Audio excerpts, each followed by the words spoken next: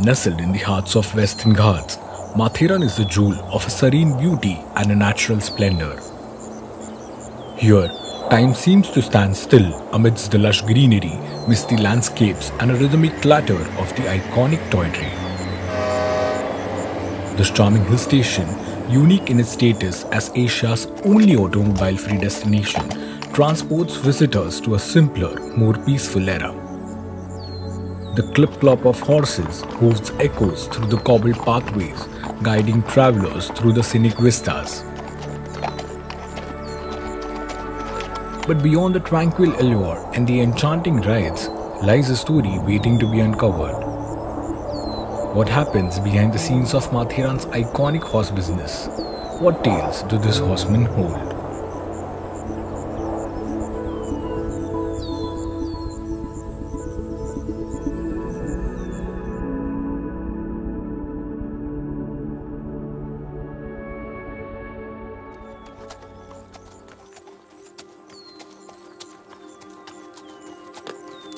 माथेरानची स्पेशालिटी आणि माथेरानची ओळख म्हणजे की घोडेच आहेत.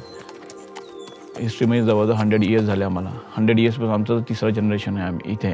सो तिसऱ्या जनरेशनपासून आम्ही हा बिझनेस करतोय.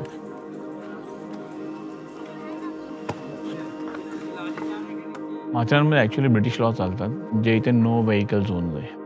म्हणजे माथेरान जेव्हा डिस्क्राईब केलं किंवा माथेरानसाठी काय लॉ बनवले तर इथे नो व्हेकल झोन म्हणून ठेवलं. ते आजसुद्धा फॉलो होतात.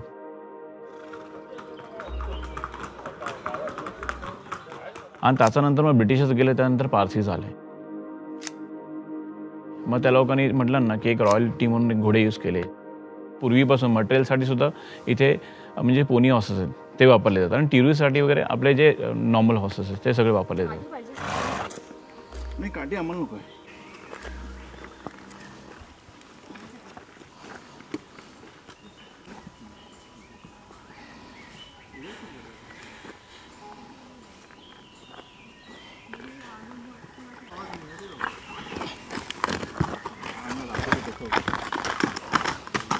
माथेरान फर्म होऊनच मला वाटतं जवळजवळ 150 वर्ष झालेले आहेत.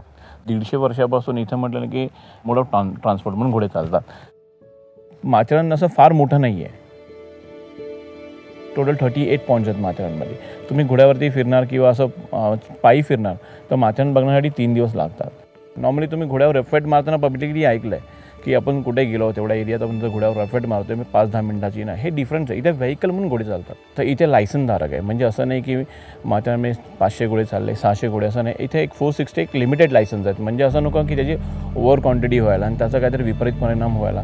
स्पेशलिटी पूर्वी असं होतं ना की इथे 2-2 महिने पब्लिक येऊन राहत होती स्पेशली रायडिंग शिकण्यासाठी. आणि माथेरानमध्ये तुम्ही बघणार ना तर प्रोफेशनल जॉकीज नाव घेणार तर मग वसंत शिंदे म्हणा की आजच्या डेटमध्ये बघणार तर हे संदेश हे इंडियामधले टॉप 1 जॉकी आहेत असं.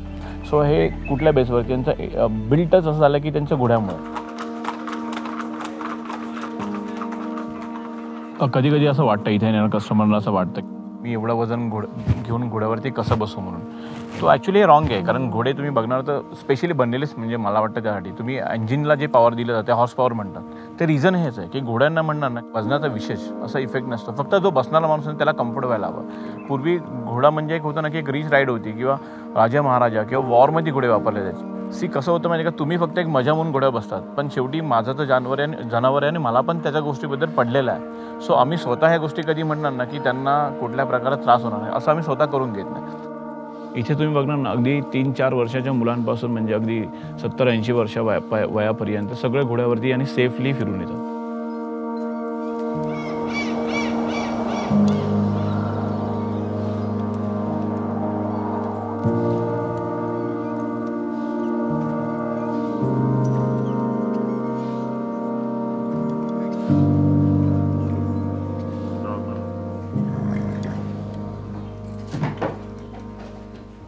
आम्ही इथे मोस्ट ऑफ काठियावाडी घोडे वापरतात. त्याच्यानंतर मग एकतर पंजाबी वगैरे सुद्धा असतात. त्याच्यानंतर मग एक मारवाड वगैरे असतात. तर सध्या माझ्याकडे एक मारवाड आहे, 3 काठियावाडी आहेत आणि पंजाब मिक्स म्हणू शकतो. तसं असे टोटल माझ्याकडे 5 घोडे आहेत.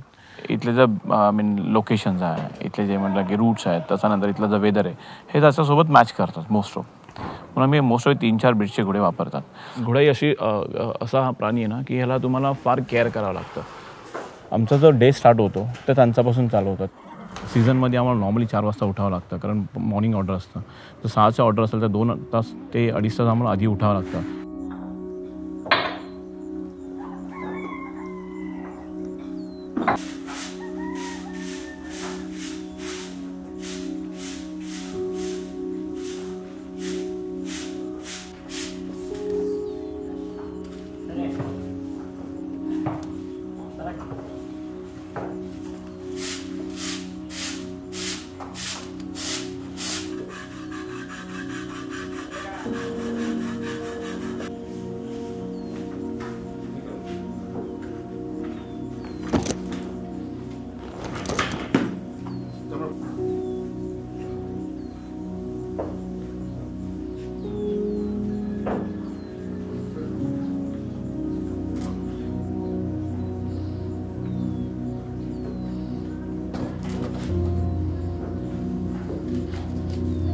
घोड्यांना क्लिनिंग करणं, त्यांना फीड करणं, त्याच्यानंतर त्यांना रेडी करणं, त्याच्यानंतर मग इथे आणल्यानंतर पब्लिकला ते अट्रॅक्ट वाटतात.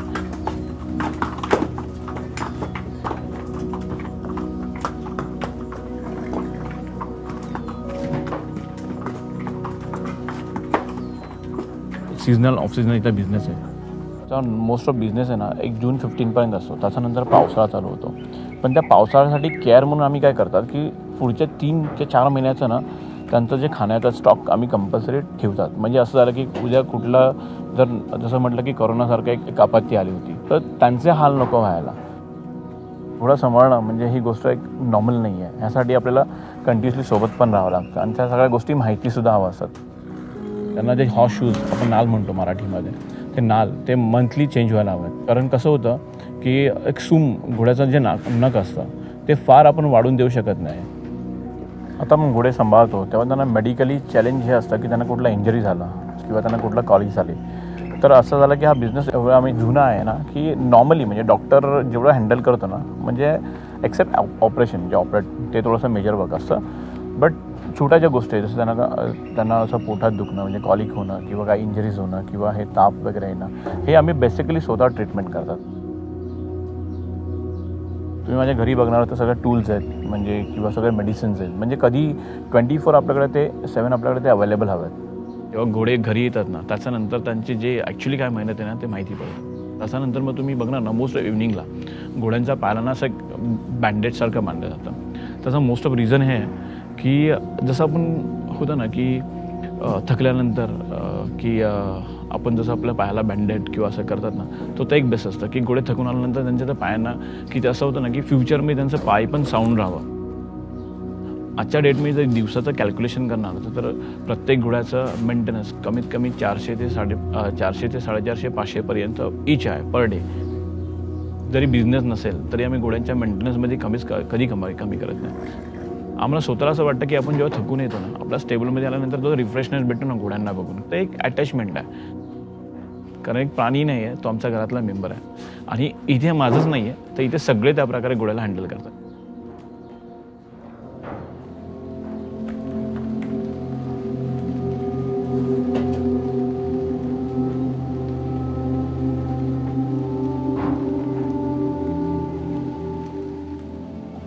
एक दिवशी सकाळी 7 वाजता मला फोन आला की आपला घोडा असा दगावला अचानकच. म्हणजे त्यांनी दाना काढला फीड खाल्ला आणि तो बसला आणि तिथून त्याने जीव सोडून दिला. त्याच्यानंतरचे 15 दिवस ते असं असतं ना की आपल्या घरात एखादे माणूस गेल्यानंतर आपण ते 12 दिवस पाळतो. घरात जेवण बनत नाही कारण सगळे डिस्टर्ब असतात. असं होतं की नाही म्हटलं की घरी आलं ना की असं होतं ना की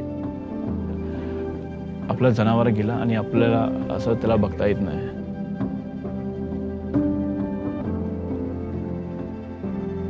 जेव्हा आमच्या घरात एक घोडा असतो ना ते एक मेंबरप्रमाणे होऊन जातो.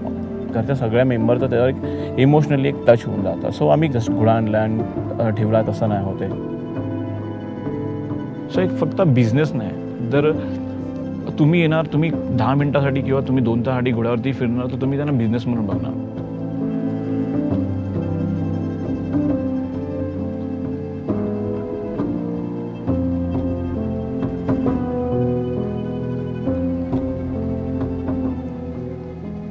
हा आमचा बिझनेस आहे, आमची रोजीरोटी आहे.